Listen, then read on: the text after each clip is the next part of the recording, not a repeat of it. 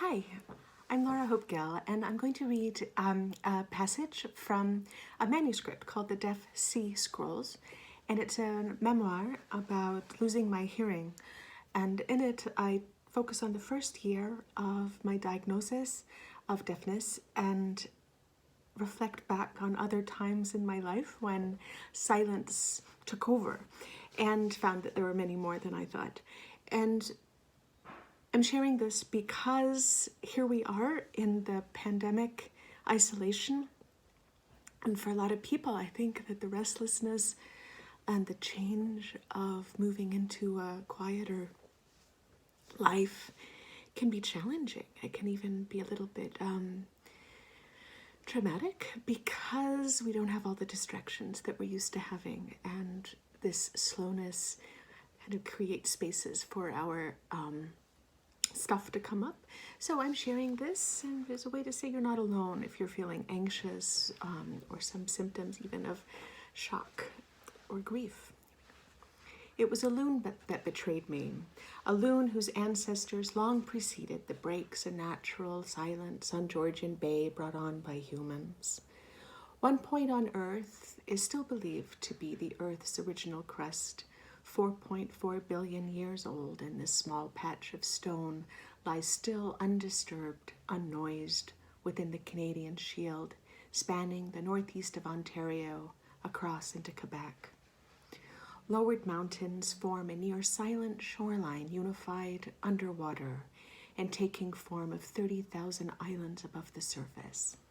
The region is not fully mapped, although my favorite artists, the Canadian group of 7, and in particular Tom Thompson, have documented portions in vibrant, innovative brushstrokes that speak of the textures, tones, and beauty of this place. In the Northwoods forests, where I've spent almost every summer of my life, small pools of rainwater collect on beds of bright mosses. Birches peel summer away in thin strips that flutter in the wind. Solitary elms yet grow healthily on stone islands, protected from west winds by jack pine or nothing at all. Nothing at all is part of the landscape here as well. Vast swaths of it stretch the horizon between rocks and trees, uninterrupted. White caps lap against solidified ribbons of rose quartz encased in granite. The water's blue deepens that of the sky, and at night the stars swim. Across it all and across time, the cry of the loon has traveled when everything else was merely beginning to crack and call. I have loved its song through childhood. I have canoed out in early mornings and stowed my paddle to drift on mist arising from the waves, and I've waited. Having heard it, I've echoed. I have gauged the quality of my own humanity by whether or not a loon would answer me. My laugh to its laugh, my slow cry to its slow cry, even when one was washed up on the Siesta Key sand in Florida in its winter plumage. My mother brought it home to recuperate, and I sang to it, and it sang back. I have been the whisperer of loons in the most precious untold narrative of summers in Muskoka, in Perry Sound, and even winters in Florida. I've been the one to stop everyone from talking so we could hear it when it spoke. And it was the loon that told on me when I was first going deaf. I come from a long line of loon listeners.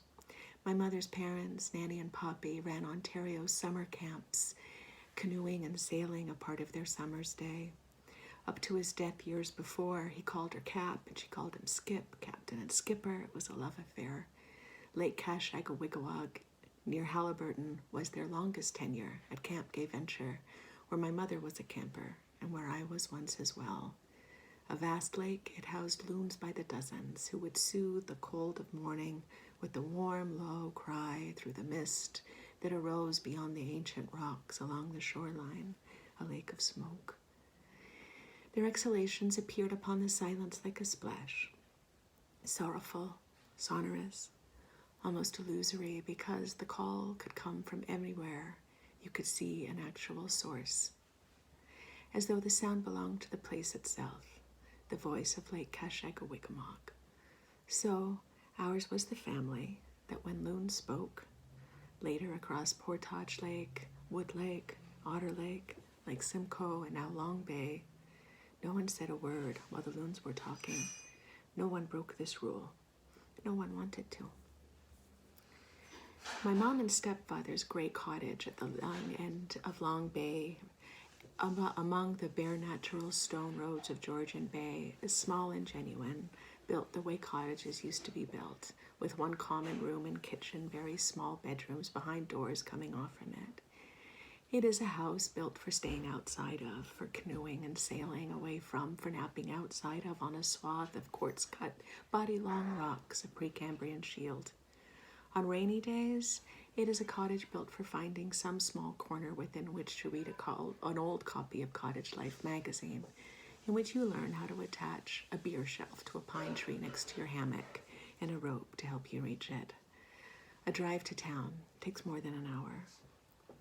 On the day the loon ratted me out, a long July day in 2001, 94-year-old Nanny sat with my mom on the back porch facing the lake.